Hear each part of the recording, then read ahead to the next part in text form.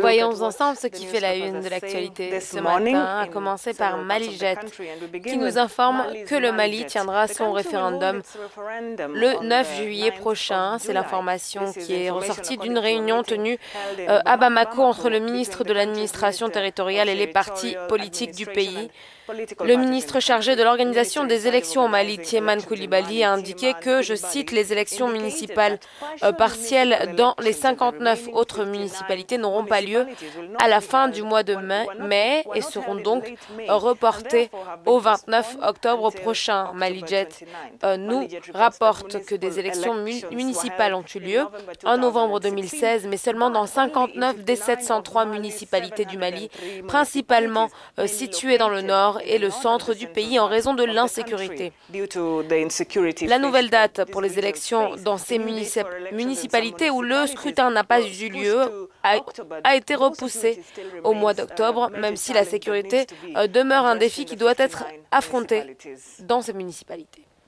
On part désormais pour le Malawi, où le quotidien The Nation nous parle de ce don de l'Allemagne au Malawi. L'Allemagne qui a fourni 1,5 milliard de la devise nationale Kwacha, soit environ 288 000 $ pour le financement d'un programme de santé conjoint. Le programme vise à renforcer la santé de la reproduction et à améliorer les services de santé maternelle et infantile dans le pays. L'équipe du programme menée par le Dr Ruth Hildebrandt a déclaré aux journalistes lors du lancement du programme à Lilongwe que l'initiative montre la volonté de son gouvernement, le gouvernement allemand, de compléter les efforts de celui du Malawi dans la promotion de services de santé, des services de santé en matière de reproduction dans le pays.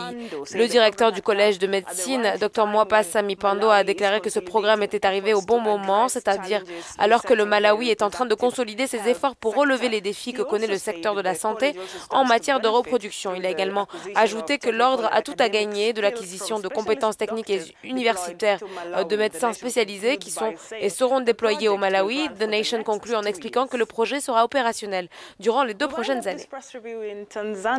Pour clore cette revue de presse, un regard sur la Tanzanie qui pourrait bientôt faire une percée dans ses efforts pour protéger les éléphants, rhinocéros et autres animaux sauvages en voie d'extinction. Les experts disent qu'il y a beaucoup d'options technologiques pour aider les autorités de conservation à protéger la faune en Afrique et ailleurs à l'échelle mondiale. Ils insistent sur le fait qu'il y a un certain nombre de grandes initiatives créées avec des bases de données centralisées afin d'intégrer l'information de l'ensemble des zones protégées pour permettre donc aux éco-gardes de réagir en temps réel. Le directeur exécutif de Batok Surveillance, Mike Chambers, arrivé en Afrique dans les années 80, a déclaré dans un entretien avec Daily News que les emplacements physiques clés peuvent être équipés de caméras sensibles au mouvement afin d'enregistrer l'activité des animaux en temps réel et ainsi décrire les mouvements de déplacement de la faune dans les zones protégées. Selon lui, des drones peuvent être utilisés du point de vue tactique ou stratégique pour étendre et renforcer la capacité des rangers